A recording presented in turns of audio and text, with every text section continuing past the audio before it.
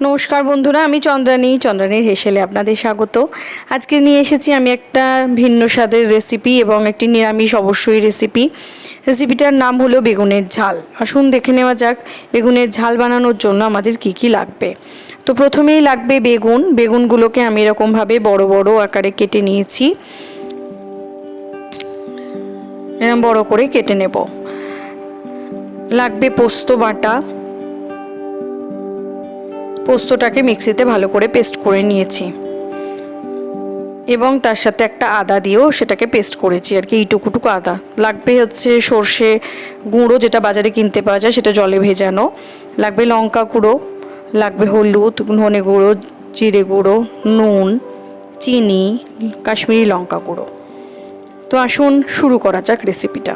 তো প্রথমেই আমি এখানে সর্ষের তেলে প্রথমে বেগুনগুলোকে ভালো করে ভেজে নেওয়ার জন্য যেটুকু পরিমাণ তেল লাগবে সেটা দেব। তো তেলটা গরম হতে হতে যেটা বলবো সেটা হচ্ছে যে এটা কিন্তু আমার দিদার রেসিপি। আমি এটা দিদার কাছ থেকেই শিখেছি। দিদা বেগুনের ঝালটা খুব ভালো বানায়, এখনও বানায় দিদা খুব ভালো বেগুনের ঝাল। দিদা নিরামিষ পদগুলো এখনও খুব ভালো বানাতে পারে। তো যাই হোক, সে বেগুনটাকে একটুখানি নুন আর হলুদ মাখিয়ে নিয়েছি অল্প দিয়ে। এবার বেগুনগুলোকে আমি ভালো করে তেলের মধ্যে ভেজে নেব, একটু লাল লাল করে দুপিঠ ভেজে নিয়ে তুলে নেব। তারপর বেগুনের যে ঝাল তার গ্রেভিটা আর কি প্রিপেয়ার করব। তো যাই হোক, এখানে আমি যেহেতু বেগুনটা একটু জল ছেটকাচ্ছে, ওই জন্য আমি একটা চাপা দিয়ে বেগুনটাকে খানিকক্ষণ ভেজে নিচ্ছি। ফিরে এসেছি, মোটামুটি 2 মিনিট বাদেই ফিরে এলাম।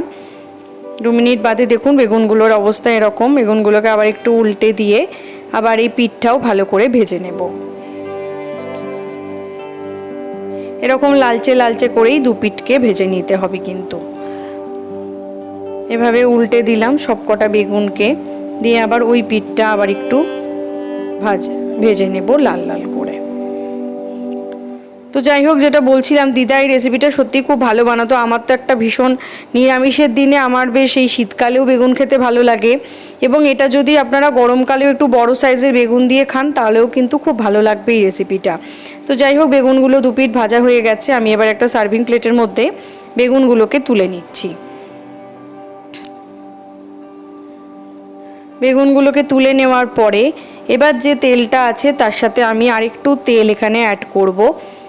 দেখুন, আপনাদেরকে একটু দেখিয়ে দিচ্ছি যে বেগুন ভাজার পর কেমন দেখতে হয়েছে।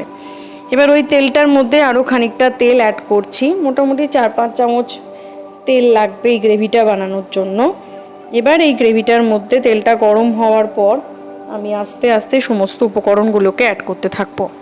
তো প্রথমেই আমি এখানে দিয়ে দেবো পোস্ত বাটাটা, পোস্ত এবং এক টুকরো আদা, যেটা আপনাদেরকে দেখিয়েছি 1 ইঞ্চি মতো ওই আদাটা এর সাথে বেটেছি। তারপরেই দিয়ে দিলাম সর্ষের গুঁড়োর যে জলটা ভেজিয়ে রেখেছিলাম সেটা দিয়ে দিলাম, কাশ্মীরি লঙ্কা গুঁড়ো দিলাম, হলুদ 1/2 চামচ দিচ্ছি, ধনে গুঁড়ো 1/2 চামচ দেবো, জিরে গুঁড়ো 1/2 চামচ দিয়ে দিলাম, পরিমাণ মতো নুন,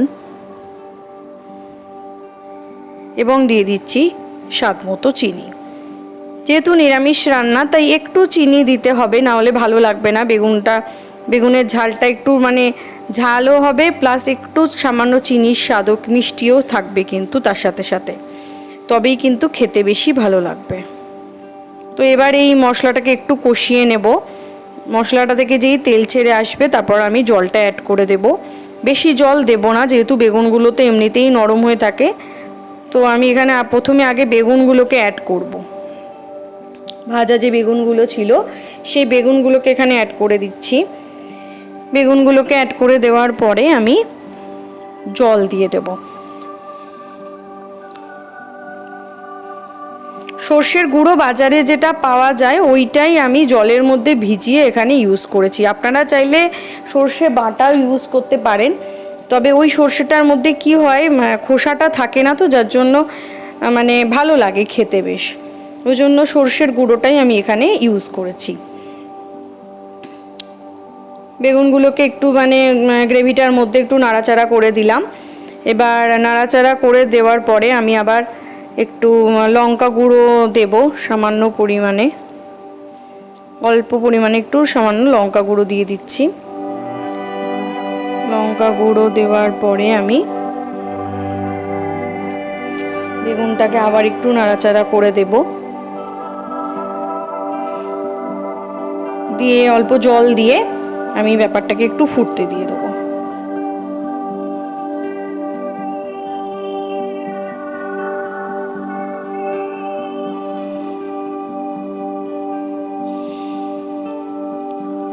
এখন বেগুনটা এরমভাবে আস্তে আস্তে ফুটবে। এবারে দেখুন ওই যে মিক্সিতেই যেটায় পোস্ত বেটেছিলাম ওর মধ্যেই খানিকটা জল দিয়ে আমি সামান্য পরিমাণেই বললাম তো জল দেব, যাতে আর কি বেগুনটা এমনিই নরম হয়, তো বেশি জল দেওয়ার দরকার হবে না, অল্প পরিমাণে একটু জল দিলেই হবে যাতে একটু সেদ্ধ হয়ে যায়।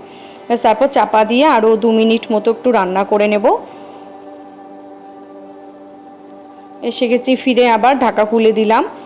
ঢাকা খুলে দিয়ে দেখুন বন্ধুরা, আমার কিন্তু বেগুনের ঝালটা অলমোস্ট ডান হয়ে গেছে, তাই ওপর থেকে একটু ধনেপাতা কুচোনো ছড়িয়ে দিয়েছি।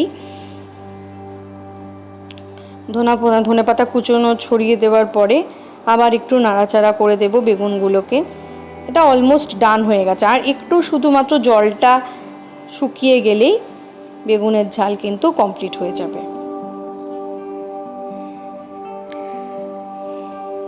তো এটা নিরামিষের দিনে দুপুরে লাঞ্চের সাথে ভাতের সাথে খাবেন, দেখবেন বেশ ভালো লাগবে খেতে। এটা কিন্তু ভাতের সাথে খাওয়ারই একটা রেসিপি।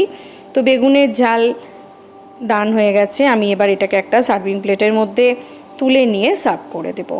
আশা করি ভালো লেগেছে। ভালো লাগলে সাবস্ক্রাইব করবেন, চ্যানেলটির পাশে থাকবেন, লাইক বাটনে ক্লিক করতে ভুলবেন না। আমি হাজির হব আবার নতুন নতুন রেসিপি নিয়ে আপনাদের সাথে শেয়ার করার জন্য। আমাকে জানাবেন কমেন্টে কেমন লেগেছে, আমি অপেক্ষায় থাকব। আশা করি ভালো লেগেছে। ভালো থাকবেন এবং আমার রেসিপির জন্য অবশ্যই কিন্তু অপেক্ষা করবেন। ততক্ষণের জন্য ধন্যবাদ।